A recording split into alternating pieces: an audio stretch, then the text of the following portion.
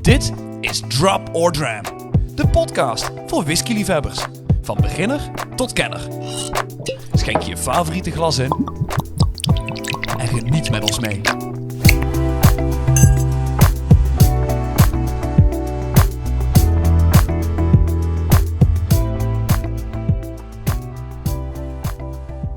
Welkom lieve luisteraars, maar ook welkom alle aanwezigen, want we hebben een primeur in Drop or Dram. We zitten namelijk live in het de Monnik Experience Center in de Oldenzaal. En het publiek is hier massaal toegestroomd, dus laat jullie even horen. Kijk Dennis, het wordt een legendarische uitzending nu al, want we hebben ook twee grootheden uit de whisky aan tafel. Ja, ik ben ook stikzenuwachtig omdat we het een keertje live doen met publiek erbij. Dat zijn we natuurlijk niet gewend aan onze keukentafelstudio, maar ja... Dit is natuurlijk een unieke kans als we twee echt grote legendes hebben aan tafel uit de whiskywereld. Want ja, wat is leuker dan dat? Ik zal een van de eerste mensen introduceren. Dicht bij jou gedaan, Billy Walker. Ja, wie kent hem niet? Revivalist van many Scottish distilleries. Glenallachie. Jeetje, waar moet ik beginnen bij die man? Waar moet ik beginnen, Jan? Ja, ik word gewoon zenuwachtig van dit. Ja, als je het echt niet weet, kan je altijd de podcast terugluisteren die we over hem gemaakt hebben. Dat is waar. En aan de andere kant van de tafel naast Billy Walker zit nog zo'n legende. Samen overigens meer dan 100 jaar whisky-ervaring. Maar daar zit Fred Laing, de derde generatie van een van Schotlands meest iconische onafhankelijke bottelaars. Van merken zoals, noem het allemaal eventjes op, Dennis. Ja, ik heb hier de Big Pete. Provenance, de Particular Range, de Big Pete. En Dennis die gaat hem zo meteen uitgebreid aan de tand voelen. Maar eerst Dennis, moeten we eventjes iets anders aan ze vragen. Ja, nou we schakelen dus even over naar het Engels. Zonder ondertiteling voor het publiek helaas. We kunnen het niet anders doen. Gentlemen, very, very much welcome in our live podcast. Thank you very much. Yeah, it's like you've done this every single day. We're more nervous to have two legends at the table. And you guys look so relaxed like, okay guys, come on, hit it. I don't think it's quite like that, but let me congratulate you on your excellent management of the Dutch language. Oh, thank you so much. Very good. We had a lot of practice. So, two legends, but gentlemen, I think we should address the elephant in the room, because you have more in common than whiskey in the first place. Glasgow Rangers, what's that all about? just get it out of the way. It's been better for us, hasn't it? Yesterday was not a good day. We'll forget yesterday. Maybe in a few weeks' time. You can forget it. It takes us months to forget it. Geen idee waar het over gaat. Is het what kind of sport are the Glasgow Rangers? I'm not a sportsman. I think you're teasing. Ik krijg echt hele onberekenbare blikken naar me toe. Ja, Jan, dit gaat over voetbal. Maar let's skip the real football now and leave it there. And then we'll talk about things you know and for a long, long, long time. And that should be whiskey. So, Jan, for you the honor. Mr. Billy Walker, we had him in a previous podcast. But let's have a summary.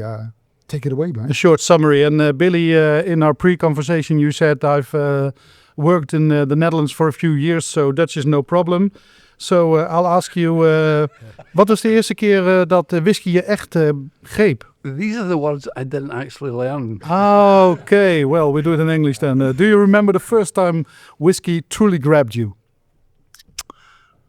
Well, I was lucky. I was brought up in a whiskey town in Dumbarton. It was the home of Ballantyne's. It was a bottling plant for J&B. And close by we had Little Mill Distillery, Auchintosh and Loch Lomond. So it was a whiskey town. And I suppose the first time it really grabbed me when I was bold enough to try and steal some of my father's whiskey when I was 15 years old. And remarkably, I liked it. And it it was the start of, I can do this journey. Yeah. And the journey brought you to multiple distilleries. You revived a lot of distilleries. What is it that thrives you to be one of the most acquainted whiskey doctors of the industry? Restless ambition. And where did that come from? I suppose it comes from... Having too much to drink. but is that a situation that's possible? No. Listen, if you're in a whiskey town, and of course I trained as a chemist, and there was a natural synergy between chemistry and the whiskey world. And yeah, that's where the journey started at Ballantyne's. Great company.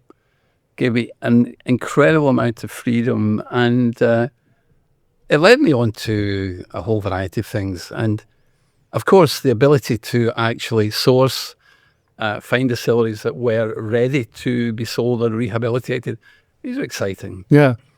En although you look very young, wel even naar het publiek, hij ziet er toch redelijk jong uit, hè? You are of quite an age, but you seem to never stop working on the distilleries. Is that through passion or? No, well, listen, you have to wake up in the morning with a purpose.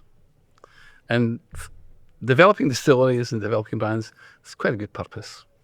So is this your final distillery or is there another one waiting at the corner? No, there is still restless ambition.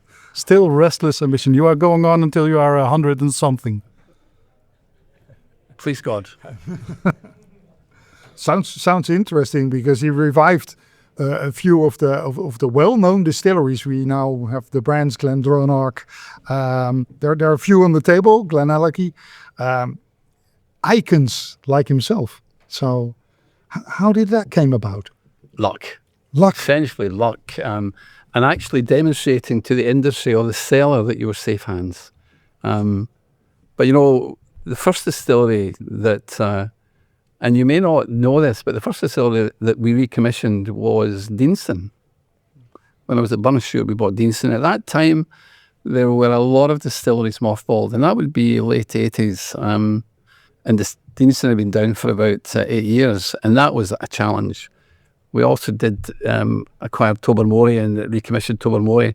But in 2004 was interesting. That was a time when you think the industry might be a little bit in difficulties at the moment. In 2004, there was something like 18 distilleries mothballed. And so when we started the quest to acquire a distillery, there were a lot of candidates. And Benriach was a natural choice. It was a nice distillery, a really interesting inventory. And I suppose that was a spark. Once you get something interesting, exciting, then you want a little bit more. Nice. Dennis, introduce Fred Laing to us, please.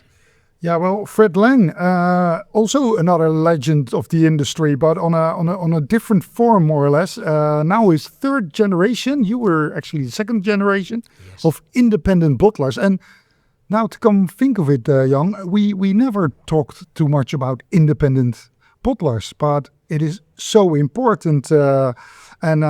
With a long heritage, picking up the best casks, never had the urge to distill yourself, or just... Remember, please, that my father came from a blending background, and when he acquired Douglas Laing, there were only 3 casks of whisky and 1 brand, King of Scots, back in 1948. So blending was very much the name of the game, and I appreciate the indication that we're perceived as independent bottlers. We were kind of forced into that, probably when our blending strengths and our blending markets, which were particularly strong in the Pacific Rim, tended to tail away in the late 1990s. What we did not realize was that some of the stocks my father had laid down for blending purposes, for our King of Scots and McGibbons and other blended Scotch whiskies, suddenly was an overabundance, a fortuitous overabundance, because it allowed us, when the markets died in which we were focused, to release some fabulous casks whose value and benefit we did not fully appreciate. So we came charging in late to the independent bottling business in the year 2000, and that was the first spell for what must have been 35 or 40 years that we were independent bottlers, because until then we had been blenders. We're seen as independent bottlers, perhaps still just now, but hey, we're back blending, not grain with malt, but we're back in the blending business with our blended malts, what Billy and I both prefer to call our vatted malts. The law does not allow us to put the word vatted malt Scotch whisky on the labels. Billy and I are old school and would prefer vatted malts, but we're blending malt whiskies with Big Pete and Scallywag and our other regional malts. Yes. And do you remember the first Scotch you ever tasted that completely blew your mind for, okay, now we go from blending to, for some of your brands and like the old particular, is a single cask, single bottling? Two spring to mind, one young and one quite old. My father really liked Port Ellen for his blending on King of Scots. And we continued to use Port Ellen in our King of Scots 12 and 17-year-old Scotch whiskies for a number of years until we realised just how important Port Ellen was. So when I started to write tasting notes for Port Ellen at 18 or 20 years of age, absolutely sublime.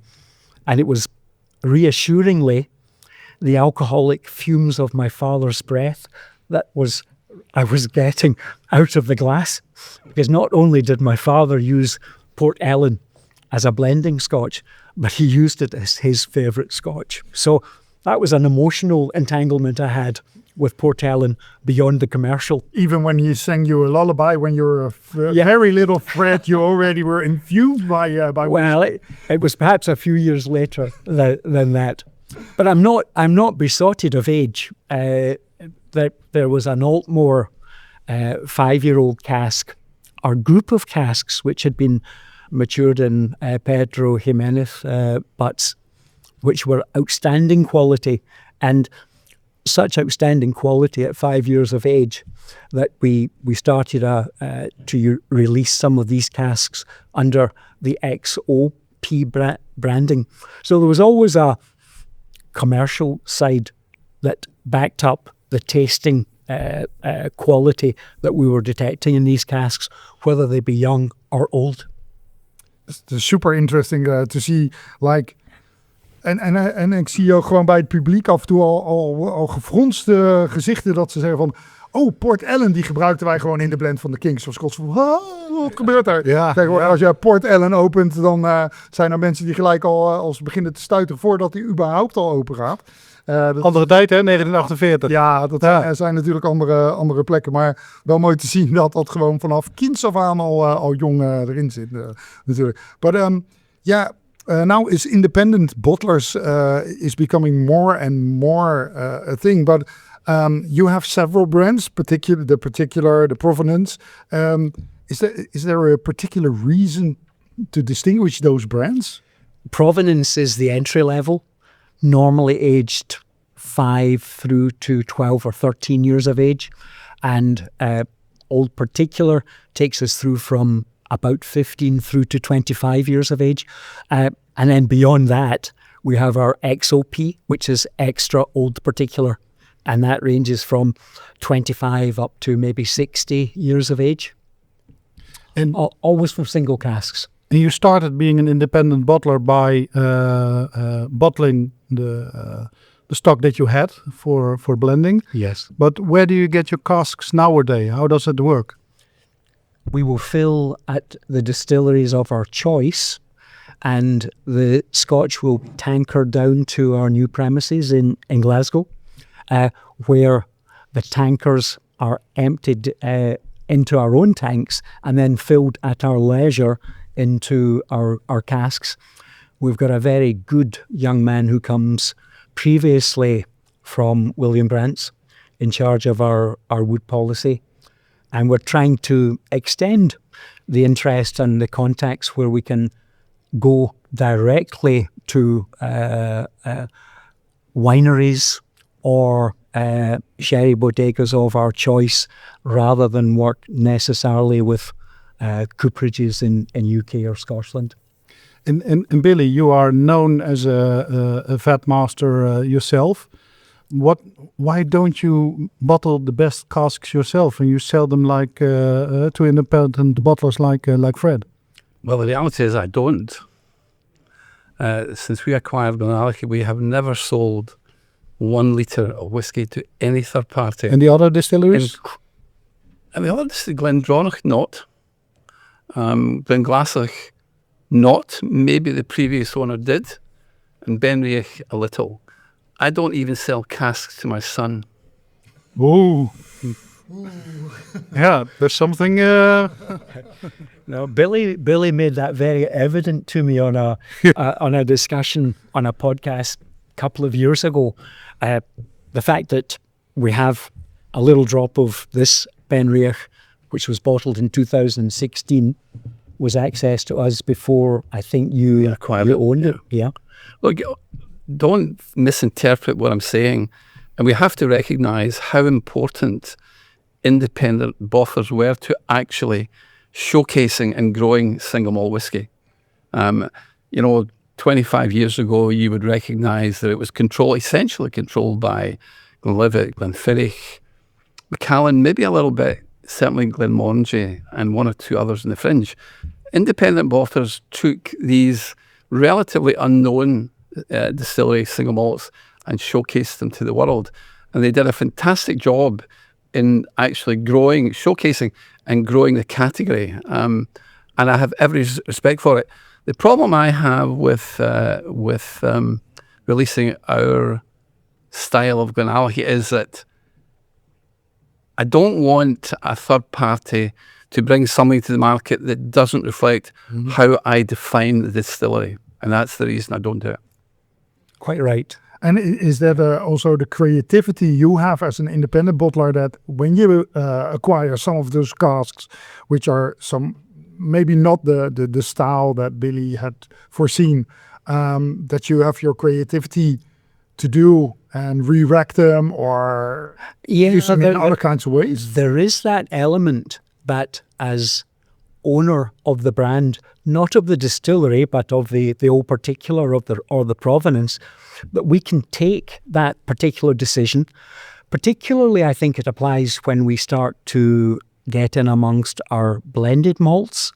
We could have taken, for example, Big Peat into a much drier category by the use of one of the other, or the percentages used of one distillery within the Big Peat gamut and selection. You've got to stand up and be counted that I like this whiskey. That's the one we're going to present, and I will not change it. So there's maybe a slight element of egocentricity here as the owner, Billy. There is, except for the Glasgow Rangers, there is some rivalry. Oh, Billy, I can see it. Come on, guys. There is. We have a fight on our hands. No. Come on, Billy, let's react to that. I was just about to pay Billy €5 for his kind words to me earlier about independence. Look, I'm not obsessed, but the reality is that when you're building a brand, I've never been brave enough to actually build a distillery, and that's a challenge. It's a much bigger challenge than actually acquiring a mature distillery. But that also brings problems. You're inheriting somebody else's territory, somebody else's image of how the personality of the whiskey should be. And certainly in the case of Glenallachie, we were determined that we wanted to create a sherry-forward style of whiskey. So you had 2 parts to the journey. The first part was the kind of distillery cut, the spirit cut, was it compatible with how we could envisage where Glenallachie was going to be in terms of style and personality. In truth, it was lighter, and we made the cut much more muscular because we knew that the spirit was going to go into some really rich casks, PX or also some virgin oak casks. And in truth, I could talk for an hour about the contribution of the cask. We have 25 minutes. You don't have enough. So that the first part of the journey, making the new fill compatible with where we were going, then inheriting somebody else's thoughts and thinking of what they produced, and then actually examining almost every cask, and there were 40,000, 50,000 casks to look at, and decide if it was the right style of cask for this journey, or do we need to re-rack it into, in our case, probably PX Oros and some virgin oak casks. That journey has taken us almost 8 years, and I think we're now at a point where we could comfortably say that when we bring our own spirits to the market, it'll be seamless, and it will almost be very difficult to understand which is which. Is that something that you did with every distillery? Like, okay, every distillery has their own style, and you revived it, the Glendronach and now the Glenallachie. Is that an idea you always had driven by the sherry contents, but within the style of the distillery? Yeah, I think that the one distillery that was the easiest to manage was the Glendronach, because it had already been maturing in sherry casks, by the way. So you didn't have to change too much. Terrific whiskey, terrific distillery, terrific whiskey. One of the great disappointments of my life was actually selling that distillery. Fred, we had a very strong opinion of Billy on independent bottlers, and also a compliment for the history of independent bottlers. But I think including a trend that the end of independent bottlers is near. How do you react to that? I actually don't think that's the case. I think there's some interesting journeys ahead, and some very interesting new opportunities with some of the new start distilleries that will emerge. Billy, he was asking me. Oh, sorry. Sorry. I thought he was. Sorry. So, no, I think you are right. I think there is an end game for independent bottlers, and I think those who have laid down good stocks of their own choice will continue, and I think the age group at which we will be selling it will drop. The range of distilleries within which we will be selling the single casks will shorten. I think there's still an opportunity. We're now small distillers. We're microcraft distillers with the Strathearn distillery. I think it probably scares Billy as well as Diageo mightily that we produce 30,000 litres a year. So this is not a threat, but we are at the same time every bit as protective as Billy is of your stock. We will not release Strathearn beyond either our own single cask bottlings or within a Strathearn bottling itself. We're commercial enough, however, to continue laying down stock and protecting stock with 10, 15, 20 years ahead. Some of the casks that we have re-racked will not be seen or tasted. The tasting notes will not be given by me. I might be looking down from on high, approving them, but it's still a long-term game, the Scotch whisky business, whether you're an indie bottler or a blender. Is that also a change, because we said third generation now? Your father started the whisky game as a blender, and we've seen changes all over time. You've been in the industry. Your first distillery in 1972. Jan, je kwam net ter wereld met 72. Dus deze mannen die weten wat het is. But yeah, that's a very coincidence side thought of me, but I was born in 72, the year that you started, Billy, in the whiskey industry. And your whole life you have been playing with anti-conception, first at Organon and later with whiskey. So that's just a coincidence, I noticed. There's more than a coincidence, though, because people ask, is blending an art or a science? And the reality is, it is instinct and experience. But if you understand the science will explain exactly how things happen. And, and I've said this on a number of occasions, we're making a whiskey today that is infinitely more interesting and better than the whiskey we made 40 years ago, unquestionably. Oh, dat is een goeie voor de nerds in het publiek ook, hè? Dus hier wordt gewoon aan tafel gezegd dat de huidige whisky beter is dan die van vroeger.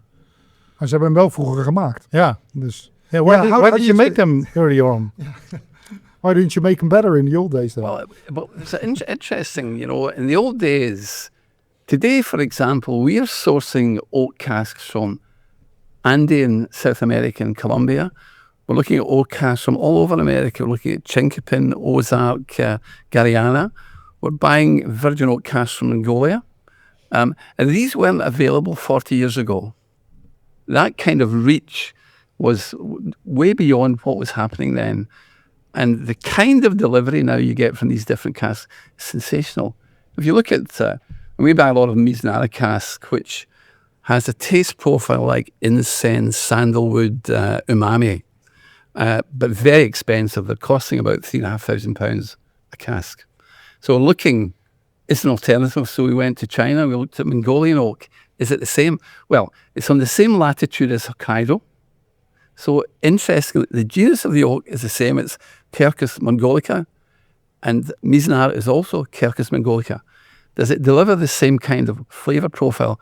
No, it doesn't, but it does give you some very interesting similar notes, herbal notes, anise, licorice, fascinating. And these are the experiences that today's modern blenders can actually reach and access that wasn't available 30, 40 years ago. Somebody in Valentine's saying, oh, I'll buy some cash from China. China wouldn't talk to us in these days. Mm-hmm. Is that also the case with independent bottling? I just addressed it a little bit by your new generation have a different approach in what whiskey should be in the near future, because like you said, it is whiskey making and drinking is the long run. It's a long run, yeah. It's fair to say that we have not been able to cast our net as far and wide as Billy. Billy always bamboozles me with the savvy input he has on wood, and we all like and appreciate that the wood will bring 70-75% of the quality to the spirit. Billy takes it to a fine art. Cara is certainly casting the net further than Douglas Laing have ever done before into mezcal and Cote Rôtie and different wines. And we want to actually work with wine producers as opposed to intermediaries between the wine producers and us. So it's a whole new fascinating gambit. I'd also suggest to Billy that you're able nowadays to produce a finer spirit because you are not only the boss, but you're the accountant. And so... Not a very good accountant. And so you manage the numbers and you're in control of what you actually spend, whereas previous company directors may have restricted the fertile brain that is Billy Walker from casting that net as far and wide as he has. Super interesting, and also you like we said with your generation, and you said before in 2000 you were blenders, then you became independent bottlers, so there was already a change on the way, and now you introduced so many new brands, the regional malts, or particularly we op de tafel we have one of the most well-known probably things you put out in the recent years is the Big Pete. I love Big Pete. He's the fruit of my loins.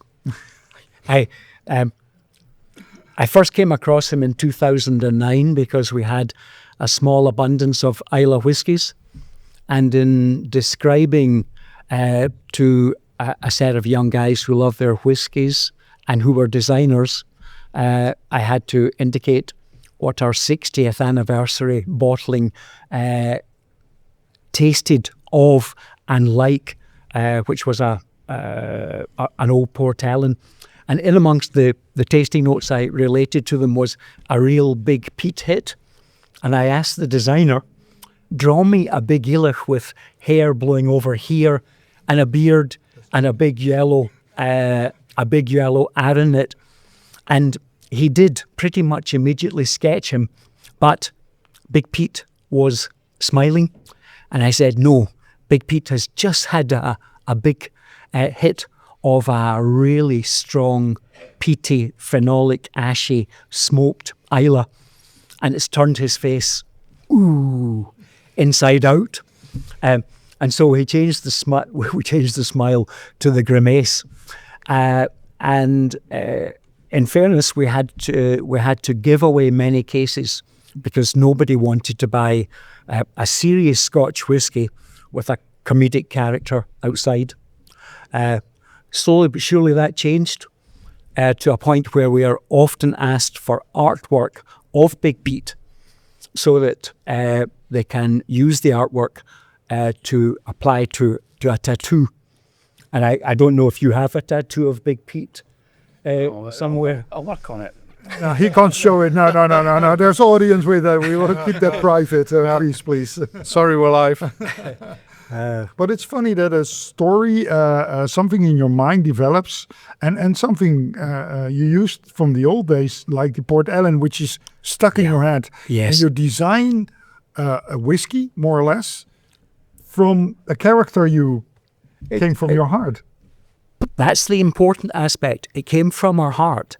And a few years later, when Cara joined us from... Cara is your daughter. Cara's my daughter. Yes.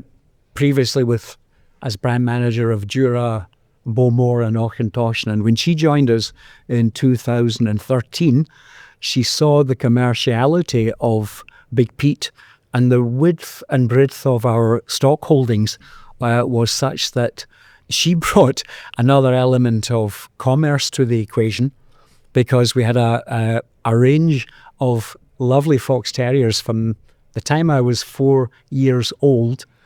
We've always had one fox terrier.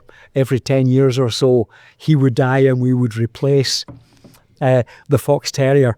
And we had another opportunity to consider developing the Scallywag brand.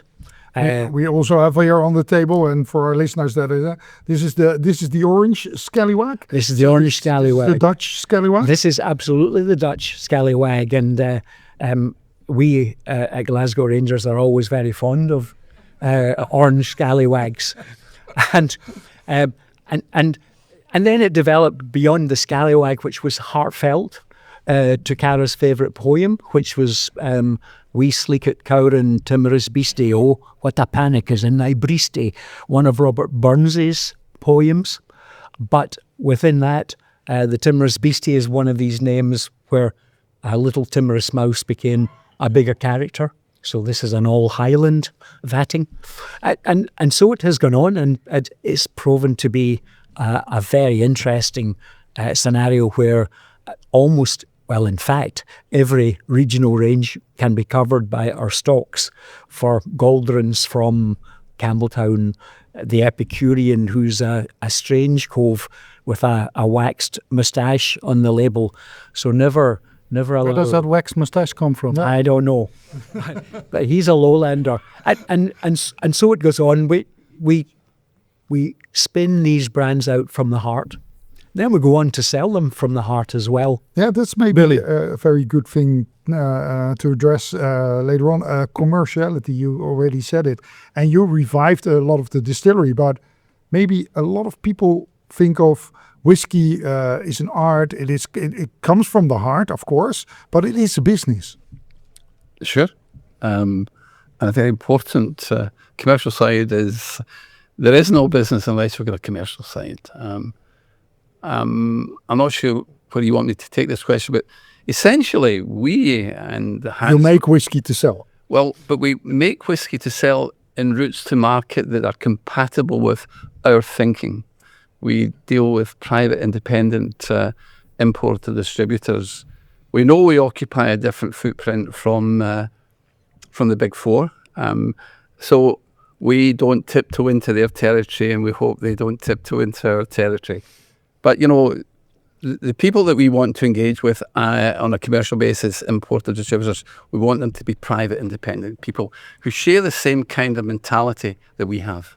I think the question of Dennis is to be interpreted as, do you make whiskey for the market, or do you search the market with your whiskey? I think I make me personally, I make whiskey according to what is in my mind. And then the people who like it come to you. And I'm pretty convinced that we've learned a lot about the kind of the style of whiskey that is the modern style of whiskey. And as I said a few minutes ago, we're making where we are today and things like combining Mizunara and Oloroso casks. This is a different world. This is bringing whiskey flavor profiles that you would unthinkable about 30, 40 years ago. Yeah. One question before we go to the glass. Did you ever taste the Big Pete? Yeah, of course. And what do you think of it? The same as the label says. Yeah, absolutely. Yeah. Wat is de label? Voor de mensen thuis, kijk nog even goed naar het label. Daar zie je een man met een enigszins vertrokken gezicht, omdat hij een behoorlijk sterk glaasje naar binnen heeft geschonken. Ja, Dit is voor mij ook even het moment om naar het publiek te kijken. Hebben jullie allemaal je proefglaasje al gekregen en bij de hand? Anders gaan we dat nog even regelen. Ja, dat is zo. I think we are now a little bit further than halfway, so it's tasting time, I would say. Okay. Yeah, and we have best of both worlds more so. We have a special edition from the Provenance line from Fred Laing. And how can we tell? It's the Glenallachie. Yeah, but pre-Billy Walker we just learned. Yeah, pre-Billy Walker. Yeah. So we can't ask him how he felt about releasing those casks. No, but I can express a view on that's the kind of whiskey we inherited when we acquired the distillery. And I'm looking at it, I can tell you it was probably in second fill American barrels. The style would be vanilla, honey, butterscotch, a little bit of spices, maybe some nutmeg, some cinnamon.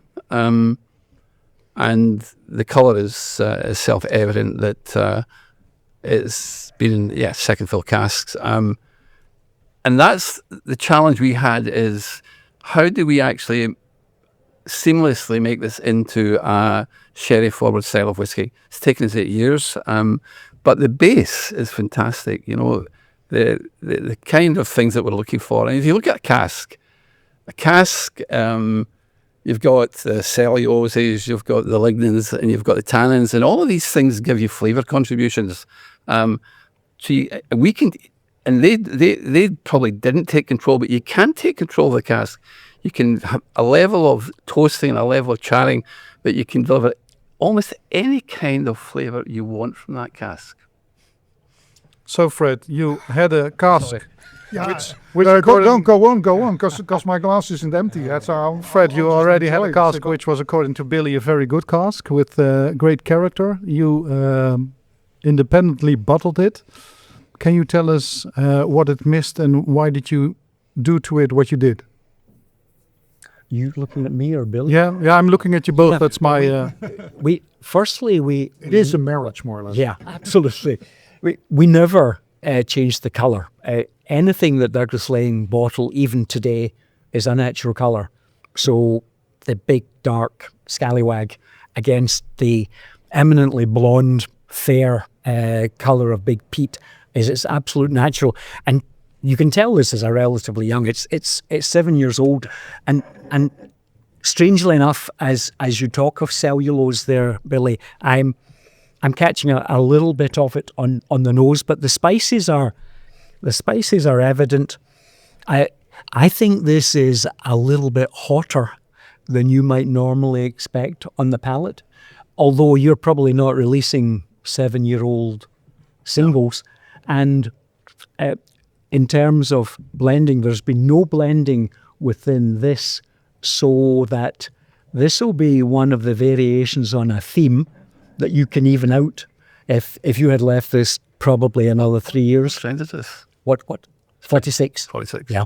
46%. It in the mouth, it tastes a little bit stronger than that, than a 46%. It's got so many spices and. I've got a real pepperiness. On the tongue of this. Close. Ja, en nu hebben we de experts. Now we have the experts. Dus luister goed wat je zou moeten proeven of ruiken. Hè? Dus dat is wel, tenminste wat zou kunnen. Nou, we zijn natuurlijk een iets meer grotere ervaring in het proeven dan wij. En ja, ik zeg het al vaker met de podcast. Ik ben ongeveer de slechtste proever, maar de beste drinker van ons allemaal. Klopt wel hoor. Ja, dat klopt heel goed. Dus ik heb geen idee als hij zegt van ja, peper, dat snap ik nog wel. Een beetje klaver. But you're the expert. So take us through this beautiful whiskey. And let us enjoy it. So we'll shut up. Are there any chemists in the audience? Zitten er chemisten in de zaal? Nee. Nou ja, maar wel allemaal drinkexperts in ieder geval, zie ik hier zo. In ieder geval, ze hebben het in ieder geval vreselijk naar de zin, zo te zien. Ze zijn ook doodstil, hè? So do you have a question for the audience? No, it's not so much a question as understanding what creates these particular flavors, how you can control them. Talking about the spices now and the peppery notes or the clove notes is the lignans. When we heat and toast the cask, the lignans in the cask break out into things called eugenol and isoeugenol and terpenes. And these then actually go on to further kind of chemical reactions. And that's why you get these kind of nutmeg, cinnamon notes, peppery clove notes. The science explains everything that's happening in the whiskey and what's coming from the cask. Ja, Jan, ga eens even vragen of ze dat allemaal kunnen vinden. Ik bedoel, we hebben de microfoon zo neergezet dat die ook wel wat langer kan zijn. Want het is nog steeds een live podcast, alleen ze zijn zo stil hier. Dat je eigenlijk bijna denkt dat er gewoon een grote wand, of een glazen wand zit. Ja, ik kan al tot hier, dus als iemand voor jullie een reactie wil geven, moet hij een klein beetje naar mij toe komen. Vast wel. Nou, nu durft niemand meer. Deze meneer, u zit heel uitgebreid te proeven. Wat proeft u? Ja, de pepertjes hoor. De pepertjes worden in ieder geval proefd. They are tasting the spiciness. Okay. Proeft iemand de klavertjes? Now you get to see what the real audience thinks. Heeft er iemand ooit klavertjes geproefd? Nobody has clovers here in the audience. Okay. Yeah, probably because they're not like sheep eating clovers. So they don't actually know what clovers are. Cloves, ja, de kruidnageltjes. De kruidnagels. Van de stoofpotjes. Iemand kruidnagels die proeft? Ik zie Wat ruiken jullie? Gooi het er eens in. Roep het er maar. Cinnamon hoor ik daar. Kaneel. Ja, cinnamon. Cinnamon, absolutely. Ja. Yeah. Andere dingen? Ja. Het is bijna een quiz, hè? Wat proeven we nog meer? Ja, ik zou bijna zeggen, mensen zeggen altijd wel, wat proef je? Lekker, whisky. Kijk, anijs. Fennel. Anise. Anise, ja. Nou, dat heb ik nou helemaal niet. Ik heb ik krijg ook een beetje de sinaasappel. Billy, do you ever say no when somebody... No, it's interesting. You know, tasting is the most personal experience. It's a conversation between your palate and your brain.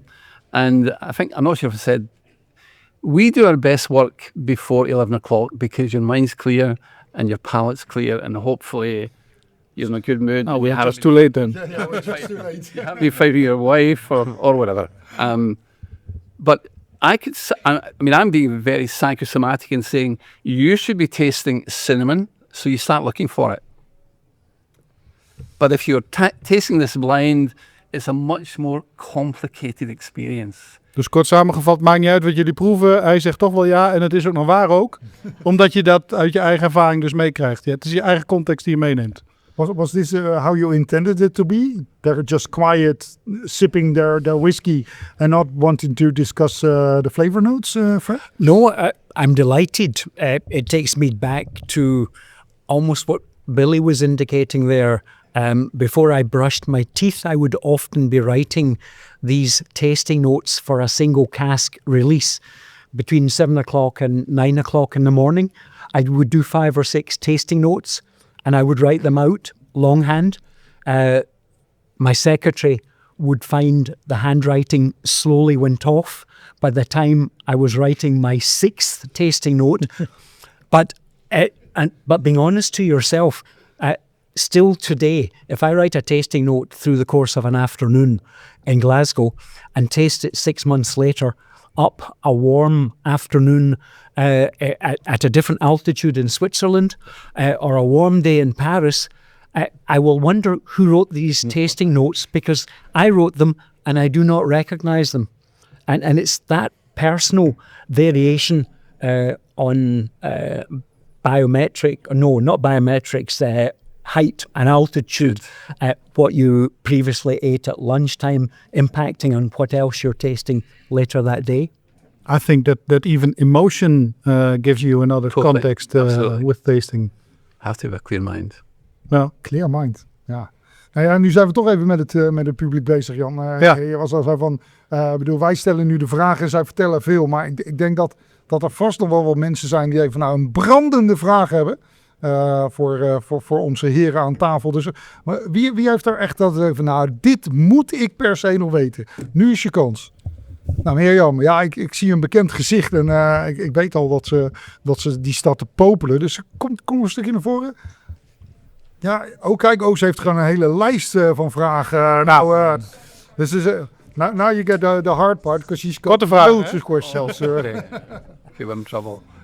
if your question is too long, just walk away. Ja, kom goed. It's from Mr. Billy Walker. I am from the time from Glendronach, also a big fan from you.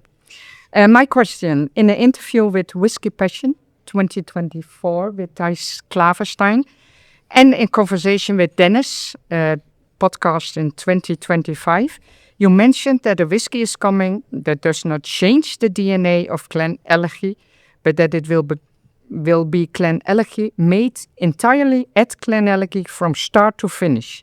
When can we expect this bottling? In 2027. Nou, 2027. Nou, Because it will a special bottling do the distillery's 10th anniversary under your leadership. I think most importantly, it will capture all of the things that we wanted to include and change when we took over the distillery. The most important one is the first thing is a big distillery. It produces 4 million litres. We're operating around 800,000 because we wanted to do long fermentation. A typical fermentation time in the industry would be 52 hours, 60 hours. We're doing somewhere between 120 to 180 hours. But the actual conversion, the yeast, the conversion to alcohol is finished about 52 hours. Then we rouse it and we introduce some air, essentially oxygen.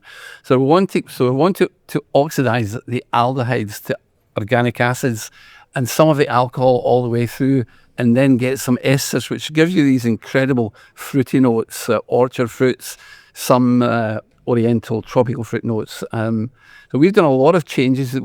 The whole experience that we're doing at Glenallachie now is light years different from the previous owner. Maar dat klinkt in ieder geval als een spannende drankje dat eruit zit te komen. Dus nog een jaar wachten. Dankjewel.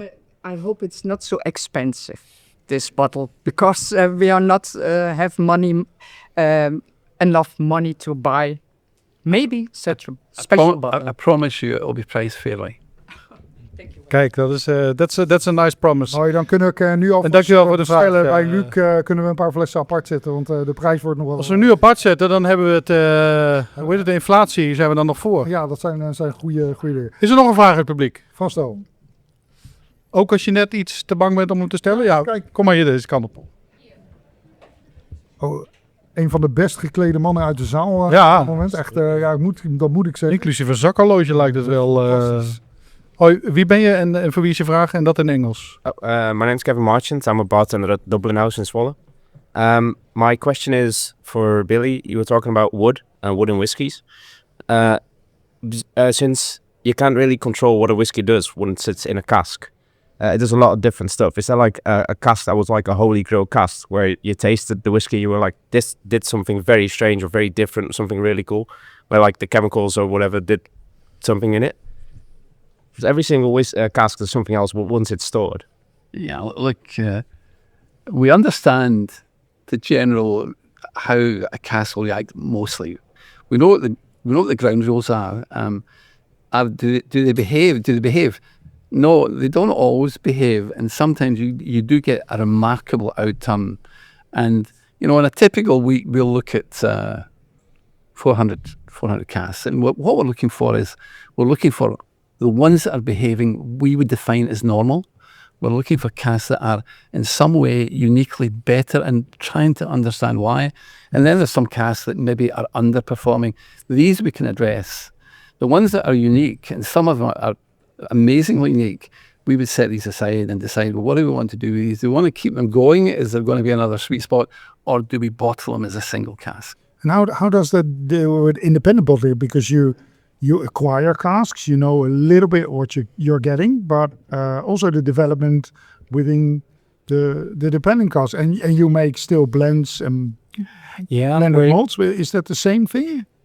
It touches on part of our tasting sessions, what Billy indicated there, that we appreciate within a vertical spectrum of one distillery having a range of casks at the same age.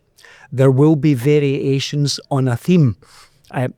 Most distillers, not Billy, because he does tend to release single casks, but most distillers will then, and indeed you will probably marry a number of these casks together to get the horizontal line of quality that reflects that particular distillery.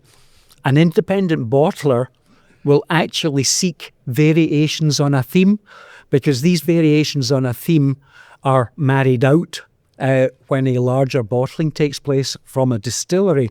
So we're actively looking for different DNA and fingerprinting that suggests the exact backdrop characteristics of that distillery, but also play out different little variations on a theme. So from an independent single cask bottler, we're looking for variations on a theme. That's great for us because it leaves behind another one which has not been married for release 2 or 3 years later, where different changes have taken place to it. Dus samengevat, de mannen weten veel meer dan wij van hout en hoe de vaten zich ontwikkelen. En de grote aantallen maken dat ze altijd kunnen zoeken naar gemiddeld. Is jouw vraag zo beantwoord? Before you go, let me add a little bit to it. You know, there is actually, as part of the assessment, there's one, if you taste pineapple in the whiskey, first of all, you know, you've got very interesting and maybe old whiskey. And that happens when the wood and the whiskey in the cask are behaving properly. But you should also know that one of the amazing things about the maturation process is that every year the strength of the whiskey is falling by 0.4%. And if there is a chemist, he will understand solution characteristics. So the whiskey's changing all the time, and it's talking through it and saying, there are some very interesting flavours in there now that I couldn't take out at 60%, but now I can extract at 58.5 or 55%. And that's the wonder of falling casks and the ability to stop when you wanted to stop, or wait until some of these wonderful ester notes like pineapple and mangoes start appearing in the whiskey. It's fantastic. Very cool. En samengevat voor de luisteraars thuis ook, dus zeg maar het omlaag gaande percentage van de alcohol zorgt voor andere oplossingen in het vat. En daarmee krijg je dus ook weer nieuwe smaken. Nou, nogmaals dank voor je vraag. Hebben we er nog tijd voor een laatste vraag, korte vraag? Ja, en anders heb ik nog 1 laatste vraag. En ik denk dat we dan wel eigenlijk een beetje aan dan is het antwoord op mijn vraag dus nee. Ja. Nee, ik zeg maar, anders heb ik nog 1 andere. Is er iemand met nog een laatste korte vraag? Nee? Nee? Nou, dan mag jij. Yeah, I have still one question. Trends and vision on future whiskey, because the whiskey market, but also everything else in the world is changing, and it's changing faster than we can ever imagine. Whiskey making is in the long term. Billy just told us he's going to be 105 and not stopping making whiskey until he's 105. And I'll probably, Fred, you just told me you broke your ankle skiing 12 weeks ago, but you're walking here like you just finished a marathon. And at your age, I probably won't be standing up. Sorry to address your age in that form, but trends and future for whiskey. What is your vision on that? I hate to discuss on behalf of our industry, and I'm going to talk only of Scotch whisky rather than our global whisky phenomenon, which is undoubtedly showing some really interesting whiskies in different parts of the world. But as a microcosm of the Scotch whisky industry, I hate stand up and be counted in terms of what is going to happen to Scotch whisky. I certainly am delighted to see so many more ladies, young and old, come into the malt category. I think that's wonderful. I ended up at a trade stand a couple of years ago when my goddaughter appeared at the stand and said, "I don't like whiskey, lead me to something that I will like." And we had the full gamut of the peated Islas and the old grain whiskies, so some very sweet whiskies all the way through. And I said, "I think you're going to like this 55-year-old North British because it's wonderfully vanillaed, sugary, like an alcoholic ice cream." On the young palate ruined. And she didn't like that. She didn't like any of these other ones until I allowed her access to a big peach, which I assured her she was not going to like. And yet I got it wrong, because there's a wide spectrum of taste and a wonderful range of ladies going after the Scotch whisky. So from my point of view, I hope that continues. Although I want young guys and old guys to join the mix of the consumers. From our own point of view, we're excited because we've never been involved in RTDs, ready to drink. And we've just sent the second consignment to Japan of a big peat highball designed to be consumed over a large cricket ball sized ice cube, and with soda. It all comes in one can. And to catch the nose of big peat over ice, I find very surprising. But the bubbles rise, the peat and the smoke on the nose, and on the palate, the ice should have killed any suggestion of coal dust and chimney soot. It hasn't. And we personally are hoping for great things in that. And of course, it allows us then to look at the possibility of doing the same with a scallywag and ginger in a can. So we've got to look at it from a narrow, focused vision.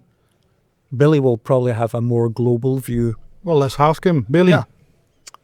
First of all, I'm very optimistic. I don't recognize, we as a company don't recognize the narrative that's circulating that the industry is in difficult shape. We actually can't keep up with demand for Glenallachie at the moment. And I think that a lot of the things that the privately owned independent distillers have a freedom. They're not constrained by the history of wonderfully well-known brands. They have a freedom and a liberty to be creative and imaginative. And in many ways, we are creating styles of whiskey and educating sounds the wrong word, but introducing them to fresh markets, new markets like Vietnam, China, where we're combining Scottish virgin oak with Oloroso. Sensational. Scottish virgin oak, by the way, is one of the great casks that exists in the world. Spicy, complicated to work with, a bit like Scottish people, small, complicated to work with, delivery, wonderful. But we're in control, we're bringing new ideas. We are creating a new concept of whiskey that we have the freedom to do. Well, thank you very much. Very optimistic. Whiskey is more alive than ever. Working with small, difficult people, I know everything about. Ja, had je het over mij, Jan? Nou ja, dat begrijp ik ook wel, hoor. Zeker niet, maar ja, een uur is een uur en we zijn aan het einde van het uur. Dus dit was de Drop or Dram, de whisky podcast, live vanuit het de Monnik Dranken Experience Center. We willen de Monnik van harte bedanken voor de kans die we hier gehad hebben. Publiek, jullie bedankt dat jullie erbij waren. En my special thanks to the great legends of the whisky, Fred Laing en Billy Walker. En wij zijn er de volgende keer weer, Dennis. Tot de volgende keer. Dag.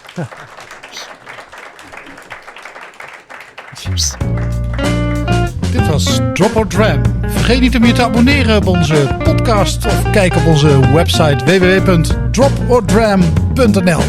Tot de volgende keer.